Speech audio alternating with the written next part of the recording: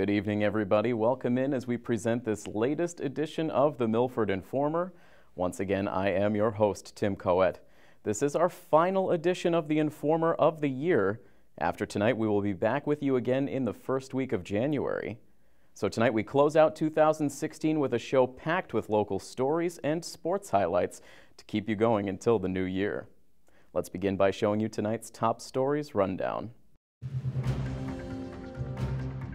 Tonight, we will give you another chance to hear about the big changes coming to WMRC in January as we sat down with Ray Osier. Also tonight, we'll show you how the Board of Selectmen honored 2 Milford police dispatchers who provided life-saving assistance to a Milford family. And also tonight, we will give you a glimpse into the MHS Olympiad team's most recent competition. Once again, we begin our top stories with news from our friends at WMRC. After several months of dropping hints, Milford's local radio station officially announced a major change set to take place in January of 2017. To give our viewers all of the details on what's coming up for WMRC, I sat down with morning host, producer, and also Milford TV board member Ray Osier. And we are happy to be joined on the Milford Informer this week, well known to everybody in the greater Milford area from his hard work over at WMRC, Ray Osier. Ray, first of all, happy holidays. Thanks so much for joining us. You too. Thank you, Tim. Appreciate it. And right on cue for the holiday season, a big present dropped on everybody's lap from WMRC. You've got the shirt on, kind of breaking the news, but tell us a little bit about it. Well, Tom McAuliffe, our president at WMRC, announced the other day that we are going FM. We are going to be 101.3 My FM sometime in early January, which is very exciting. We'll still have the WMRC 1490 there on the AM dial, but now you'll hear us say My FM 101.3, but all the information will still be there. You'll still be able to listen. I don't know how many people would listen, but on 1490 if they have the option to go FM, but I'm sure there's some old school people that enjoy the AM. Yeah, sometimes it's fun for nostalgia, I suppose, to tune in, but really exciting news for you guys over there. And I'll lump myself in there, of course, as a part-time employee over there at WMRC. I know, obviously, from inside information, this has been a long time coming, a lot of hard work for the studio. So it must be great for you guys now to finally have the word out there and to build up the excitement in the community. Absolutely. I mean, I got to WMRC about 7 years ago. I started working there. And I know one of my first conversations with Tom was that hopefully someday that was the end goal, that was the plan to go FM. So I've been waiting patiently for 7 years, and I think it's maybe about a year now that this has been in the works. And it's amazing that it's here now. A year has gone by, and just weeks away, we will be on the FM dial. It's like a dream come true, it really is. I've worked in FM radio my whole career, and then decided to come home and work at AM. Because it was close to home, and this is where my family is, and I was thrilled to work at this AM station, and I thought that was going to be it. This was going to be the end for me, which is, you know, fine. It was a great way to end my career, and now that we're going FM, I feel like we have all these new adventures ahead of us.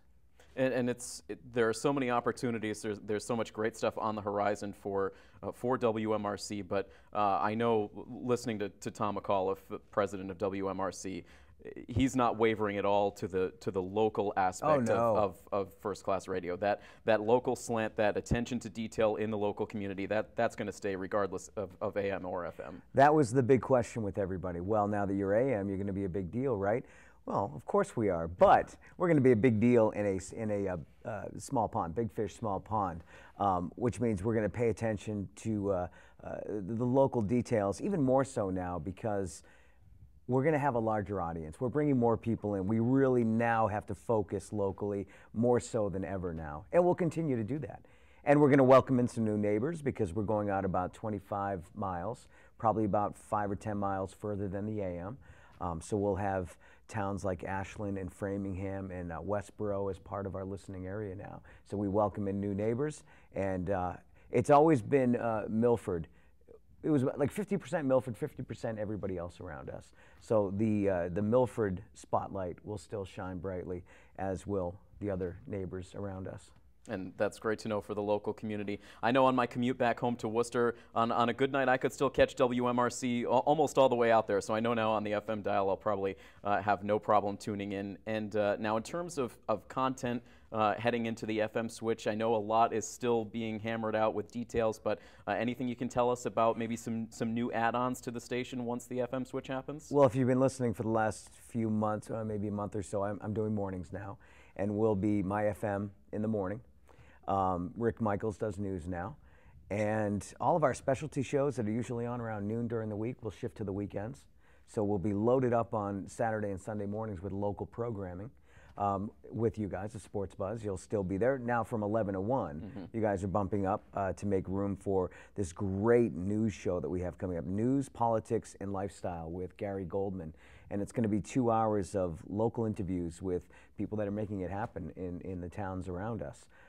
Really hard-hitting stuff. If there's something newsworthy breaking, Gary will be there to cover it, and then that will spill over throughout the week with Rick Michaels. So our news department's really starting to crank up.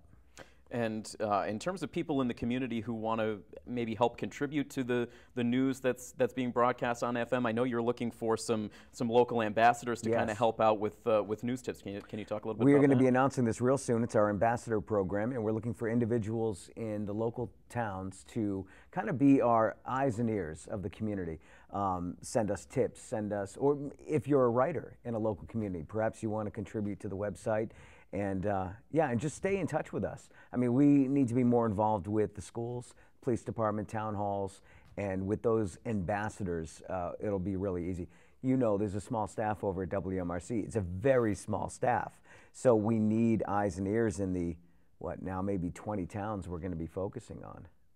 And you know, all of this is exciting enough with the switch to FM. But I know when Tom McAuliffe made the announcement earlier this week, he made mention of a mobile app that's going to be out there now for people to make it even easier to tune into to the content for MRC. That's right. My FM 101.3 Live, and it's already available on iPhones with Apple, and we're working on the Android. But you'll have it right on your phone.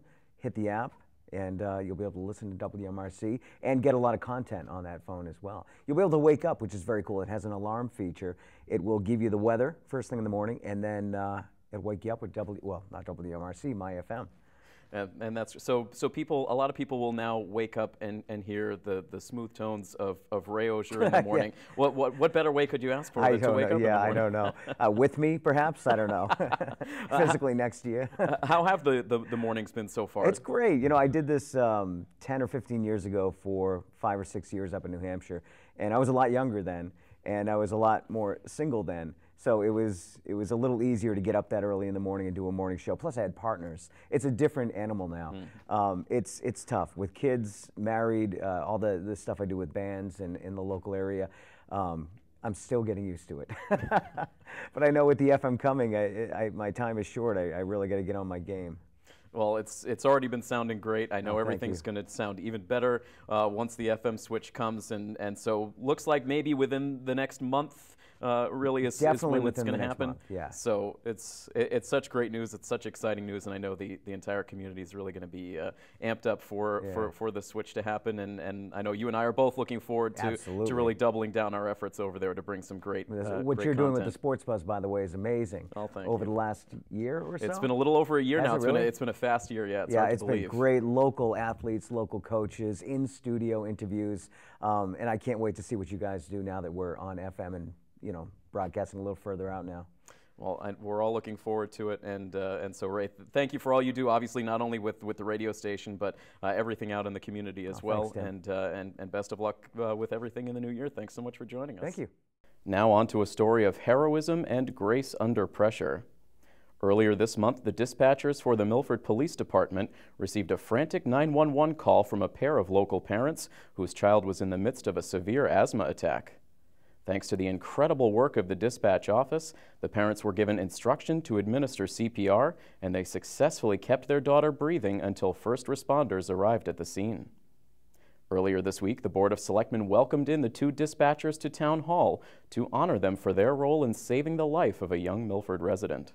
On Sunday, December 4th, dispatcher Lisa Truce has received a 911 emergency call for a 9-year-old girl who was in distress. While gathering information from the parents so that she could dispatch police, EMS, fire rescue, the child stopped breathing. During the ensuing 9.5 minutes, Dispatcher Trucis took command of the situation, calming the parents as best she could, and getting them to take positive actions to assist their daughter.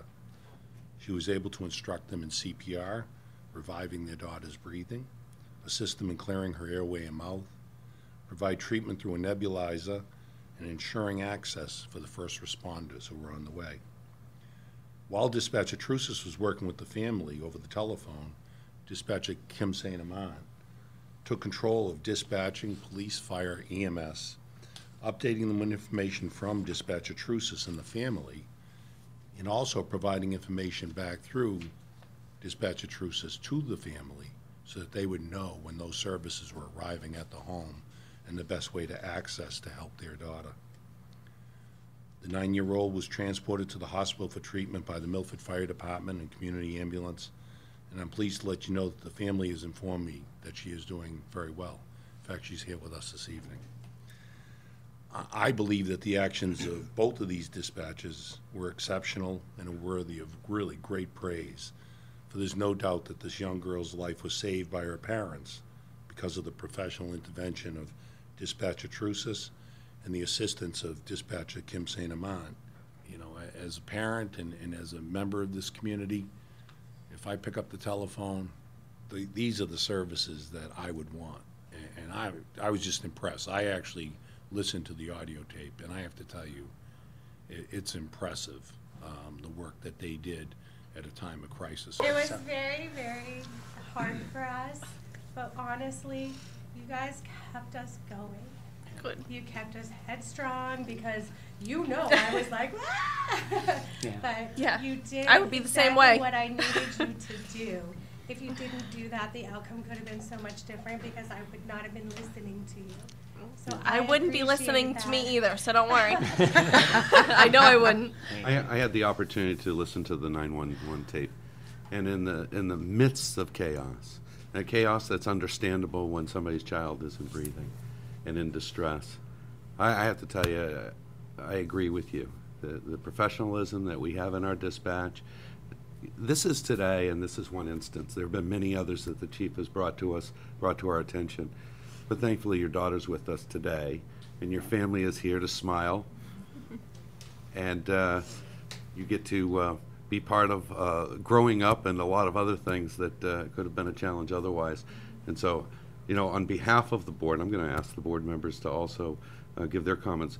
But on behalf of the board, I just want to thank the chief for his leadership, the dedication of the dispatchers, and commitment to training. Because without that training, it's just another, you're just another participant in chaos. This is a wonderful event for us to have, particularly at this time of the year. You know, it brings me back to the time when the chief and the fire chief came forward and asked this board to support, you know, full-time professional dispatch. And it wasn't unanimous support. There were pockets in the town that we had to advocate for because we felt it was the right thing to do. And thankfully, we did ultimately get support. And now you can see the fruits of that effort. And this isn't the first time that we've had dispatchers in for doing just a miraculous job. So, you know, to be part of that decision several years ago, I'm very proud. And I'm very proud and happy that you're carrying forth the great work that you are, just to prove how responsible that decision is. I didn't hear the call. I read the transcript, and obviously I read it in the newspaper, and obviously when you come here and you see all the participants and your beautiful little daughter here, it certainly changes things. So, you know, it was a good news story, and now we actually get to experience some of the reality of it. Thank you, ladies. You two are both very good ladies and obviously very good dispatchers, so we're lucky to have you. Thank you, Chief. Thank you, Deputy Chief. And I'm really glad the family could come down. That I didn't know, and I certainly didn't expect, but I'm glad you're here. Thank you very much. I always say in the dispatch center, we all have our strengths and we all have our weaknesses. She is the hero. She really was, because if I had picked up the call that day, I would have passed it to her. She's phenomenal with CPR. She's phenomenal with children. She's just phenomenal. She really is.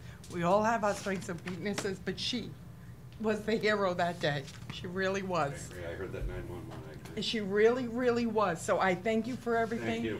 But she was the absolute hero that day.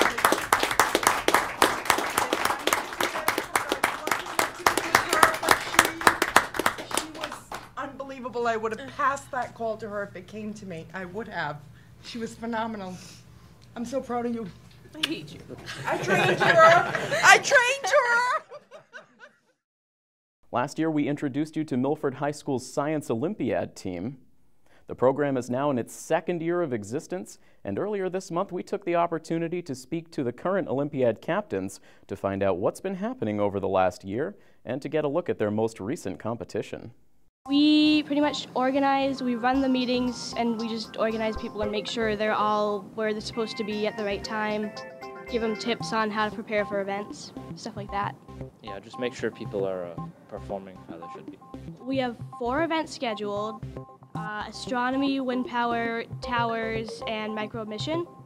And each one, some of them are tests, some of them we actually built some towers that we're going to test, and whoever doesn't break with the weights will win that event. You okay? It's never like. That thing will hold the truck. Which one?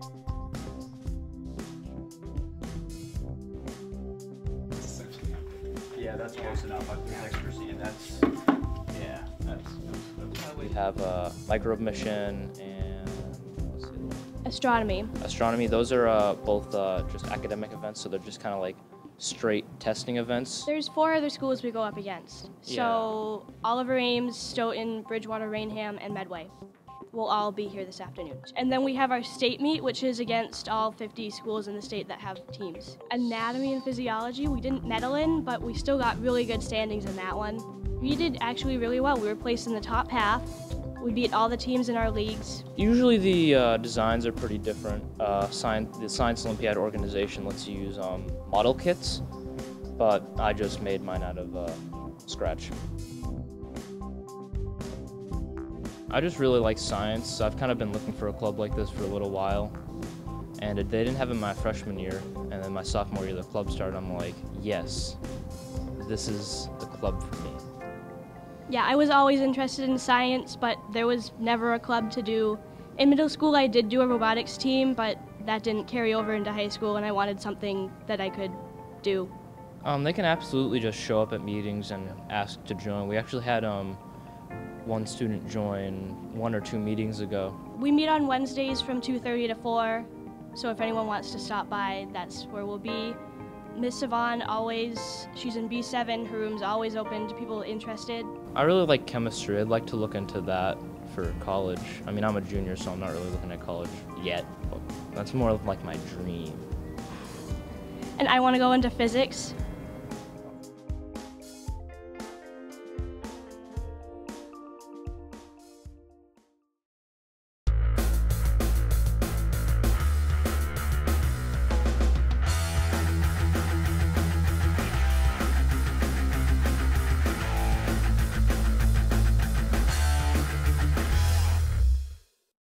One quick piece of sports news before we get to this week's highlights.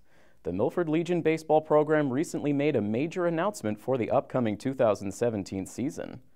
Back during the fall, Post 59 put in an official bid to host the 2017 Massachusetts State Tournament, and head coach Steve DeVito revealed last week that the bid was officially accepted. That means that Pheno Field will be the official host to the state tournament for the first time since 2005. The other piece of good news for Milford fans, the host team receives an automatic bid, so that means regardless of what happens during the regular season and zone playoffs, Post 59 will be returning to state tournament competition this summer. Of course, you'll be able to hear me call every game of the 2017 Legion season over on My FM 101.3, and you'll also be able to watch many of the games right here on Milford TV as well. Now back to our winter sports coverage. On December 16th, the MHS boys team had a chance to enjoy their first home game of the season, and what a marquee matchup it was as the Hawks took on their nearby rivals, the Franklin Panthers. Milford TV was there for coverage. Let's check out the highlights. Friday night rivalry night was in full force back on December 16th. Milford opened up their 2016-17 home schedule with a matchup against nearby rival Franklin in a Davenport versus Kelly Rex showdown. You can always expect a lot of intensity when these two schools come together, and this matchup was no exception. Both teams came out with a good defensive effort out of the chute. About 2 minutes into the opening quarter, Franklin can't connect on the outside shot. Anthony Arcudi secures the rebound, and watch the great ball movement by Milford. They advance it up the floor and eventually find senior captain Zach Tamani from beyond the arc, and Tamani drains the shot to give the Hawks the first lead. All three Milford captains would be active in the first quarter. Here off the Tamani miss, last year's league leader in rebounds, Caden Kelly, is able to secure the offensive board, and he puts it back for two. On their next possession, Milford gets the ball quickly in transition, getting it in the hands of Arcudi, who floats it up and in, allowing Milford to open the game on a 7-2 run, which kept the student section on their feet. The bench would also get into the scoring in the first quarter. Nate Davila is back on the varsity team this year, and the senior announced his presence by knocking down a three.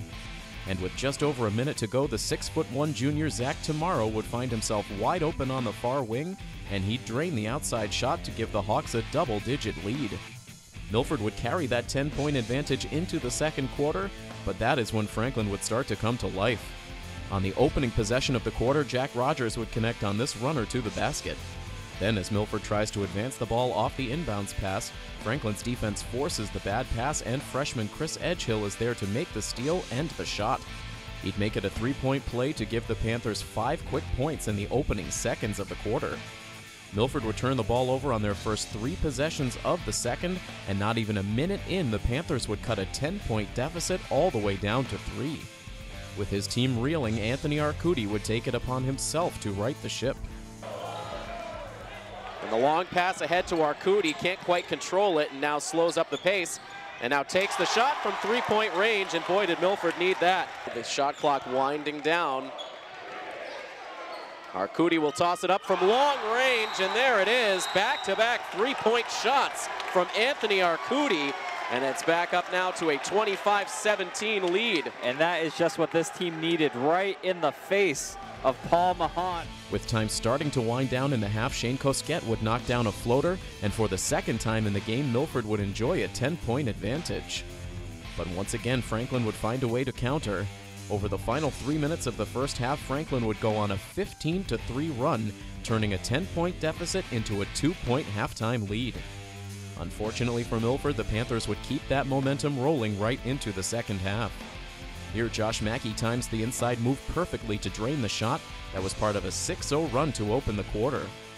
Then, after the Hawks nearly come away with the steal, it's Mackey again who regains possession for Franklin, and he lays it in to extend the Panther lead to 9.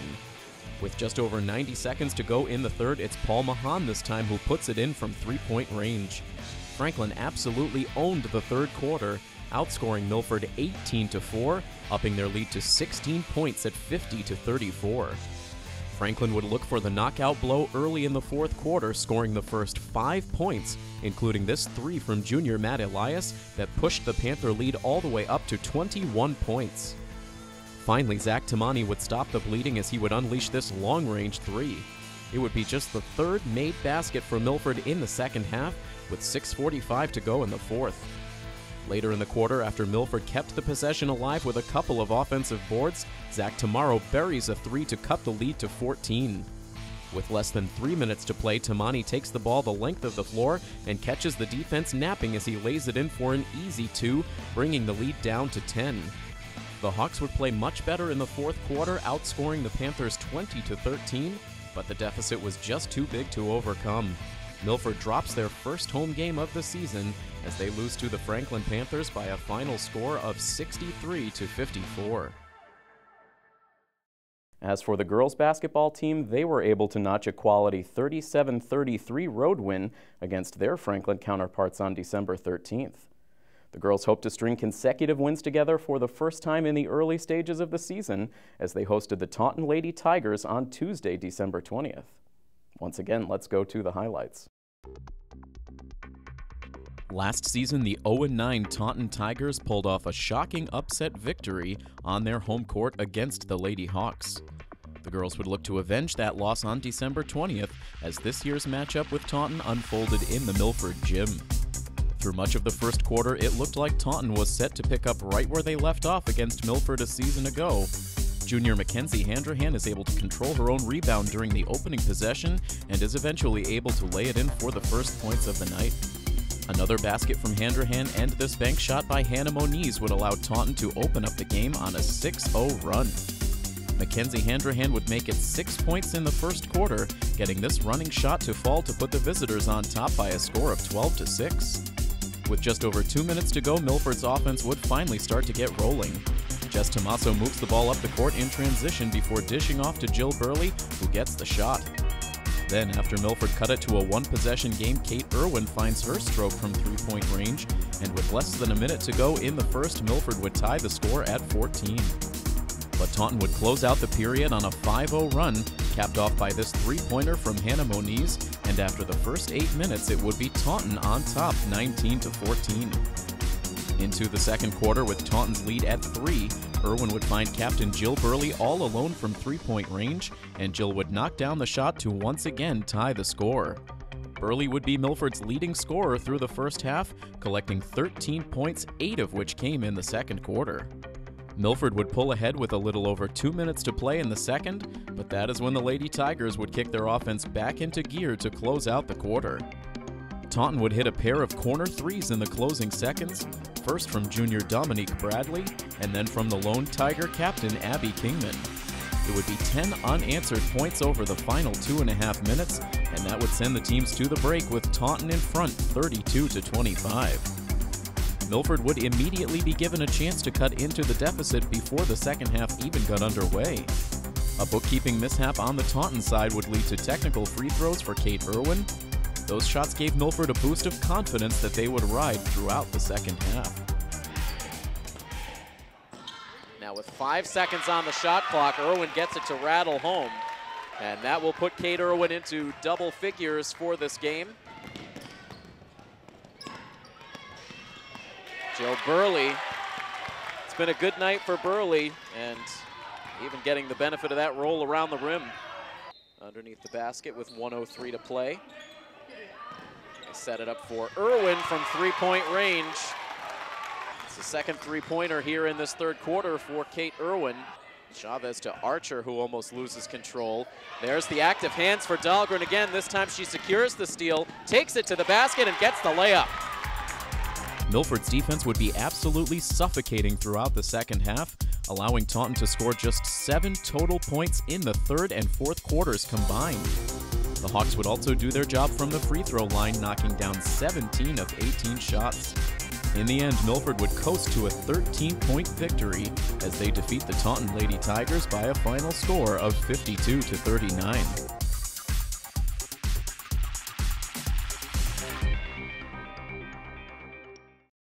And with that, we wrap up our final edition of the Milford Informer for 2016. It was another exciting year of covering news, events, and sports here in the Milford community. We thank you so much for continuing to tune into our Milford TV programming, and we look forward to bringing you even more in-depth coverage in the year to come. Until then, from our Milford TV family to every family in the Milford community, we wish you the happiest of holidays, and we will talk to you in the new year. So long, everybody.